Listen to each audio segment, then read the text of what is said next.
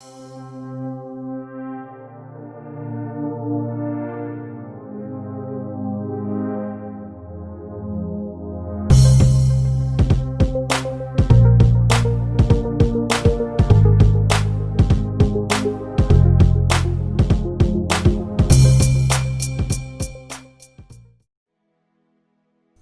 never had no white folks that was good to me. We all worked just like dogs and had about half enough to eat and got whooped for everything. Our days was a constant misery to us. My old master was Dave Giles, the meanest man that ever lived. He didn't have many slaves. It was just my mammy and me and my sister, Uncle Bill, and Truman. He had owned my grandma, but he give her a bad whooping, and she never did get over it, and died. We all done as much work as a dozen niggers. We knowed we had to. I seen old master get mad at Truman, and he buckled him down across a barrel and whooped him till he cut the blood out of him. And then he rubbed salt and pepper in the raw places. It looked like Truman would die. It hurt so bad. I know that don't sound reasonable that a white man in a Christian community would do such a thing, but you can't realize how heartless he was. People didn't know about it, and we dasn't tell, but we knowed he'd kill us if we did.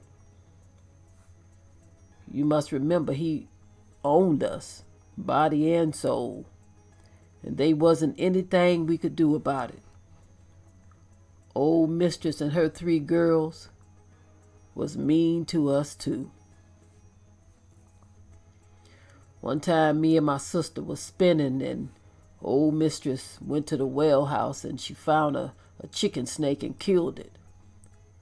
She brought it back and she throwed it around my sister's neck. She just laughed and laughed about it. She thought it was a big joke. Old master, he stayed drunk all the time. I reckon that is the reason he was so fetched mean. My, how we hated him. He finally killed himself drinking, and I remember old mistress called us in to look at him in the coffin. We all marched by him slow-like, and I just happened to look up and caught my sister's eye, and we both just naturally laughed. Why shouldn't we? We was glad he was dead. It's a good thing we had our laugh, for old mistress took us out and whooped us with a broomstick. She didn't make us sorry, though. This was a slave narrative by Annie Hawkins, formerly enslaved African who was sold from Georgia to Texas. This interview was done in Colbert, Oklahoma, where her and her family moved after emancipation. The interview was conducted in the spring of 1937 with a date stamp of August 16, 1937. Miss Hawkins was 90 years old at the time of the interview, and what she relates occurred in Texas. The source is the Library of Congress.